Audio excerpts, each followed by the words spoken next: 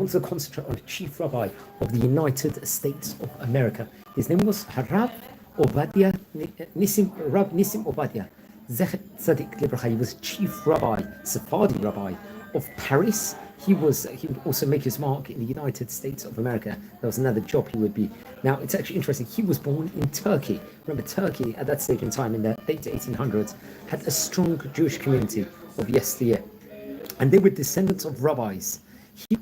While he was at a young age, he would learn in the Alliance Israelite Universal School, a famous school that we've spoken about on various occasions before, a school that really concentrated on languages, various languages in of its day, and excelled within regards to that. I think there was a little bit of Jewish studies. They concentrated on human rights as this school structured it in of itself. But he would learn there. He got educated there. Then he would go on to learn at Yeshivat Bikur Cholim. That was his next, let's say, port of call. That was the next place he would study. There was very promising signs of his brilliance while he was at a young age, and shortly afterwards he would go to Jerusalem and would complete his rabbinical training at the Bet Midrash LeRabbanim of the Ezra school, is reported over, from which he was ordained. He would receive ordination towards a rabbinate over there at that stage in time, which is obviously a prominent feat. Then I think the Sephardic Bet Din, the Jewish court of the Edut Mizrach, the Spanish community over there, would award him with a Hatarat Hora'ah over there. It's the Smicha, a rabbinic diploma, let's just say, over there. He would be awarded this, and then he would go on to Vienna in Austria. He would actually end up in Austria and will become, at that stage in time, the assistant rabbi of the Sephardi community over there. A very prominent position. Remember, in Vienna at that point in time, there was a strong Jewish community. And I think come 1918, that would be in 1918, I think during the 1920s, he would go on to attend the University of Vienna and received his PhD, I think, come the year 1927. So that was already, I think at that stage in time, he would be in his midish 30s or towards the later parts of the 30s. Very interesting enough. He was an active Zionist also at that point in time. We talked about that Zionism, and many of the rabbis were really doing huge amounts in that Zionistic sphere within the community itself, respectively. And he used the occasion of the World Zionist Congress in Vienna, in Austria, to establish the World Sephardic Foundation, a very prominent position. The present, let's say, the presidency of which he later assumed. He would become the president of this. He would go on to also publish a daily and high holiday Sephardi prayer book with Judeo-Spanish translations at that point in time, which was also very, very important for the community.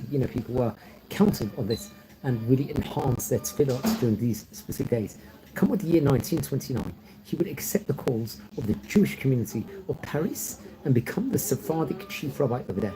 He would bring together the immigrants, let's say from Salonika, from Constantinople, and Smyrna into one viable community, and created, let's say, a magnificent synagogue in the heart of Paris.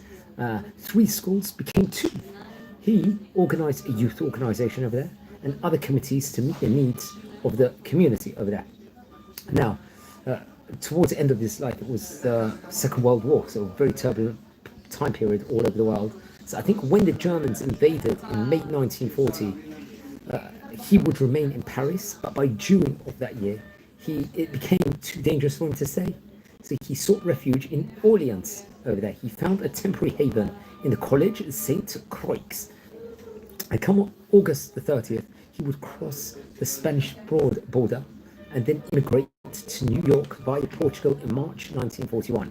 He would seek, let's say, to replicate his experience in Paris in New York, and he would go on to establish, let's say, the Central Sephardic Community of America, and he'll become the Chief Sephardic Community Rabbi of America.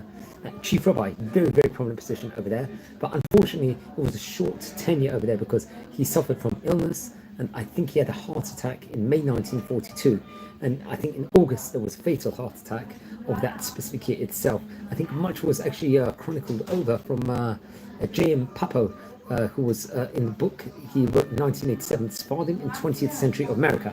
I think Michael Berenbaum would actually write his second edition within regards to the book, and he was a great rabbi at that point in time. I think he actually passed away in the Peekskill, New York hospital over there. And he was, I think, according to another opinion, he was a chief rabbi of Vienna between 1916 to 1931.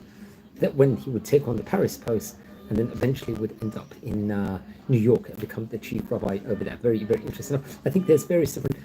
Eli Cohen in his papers will put an abstract with regards to these and chronicle, let's say, various different history on this specific topic in his book with regards to Ladino and Sephardic Jewry based on essays and books. Wish you all a good day, friends. Take care and be well. Wishing you all well here from Israel, and take care. And everyone, please subscribe to the channel. At the moment, we are nearing a staggering 7,000 subscribers. We've already related over about 15-20 rabbis that were very prominent in the United States of America of Sephardic origin or Edut Mizrach origin. So he was one. I recommend there's an excellent video online with regards to summarizing the life of Rabbi Ovadia over here, the chief rabbi. I think someone named Ethan Marcus does a brilliant job outlining the history of the rabbi. So please subscribe to the channel. We're a community here. Watch over the previous videos. If you descend from any of the great rabbis we're speaking about, please send me an email. I would love to hear more information about the rabbis and help this community grow further and further. I'm wishing you well. I'm recording this actually from the capital city of Israel, Jerusalem. I'm wishing you blessings from Israel. Thank you. Have a great day, everyone. Appreciate it.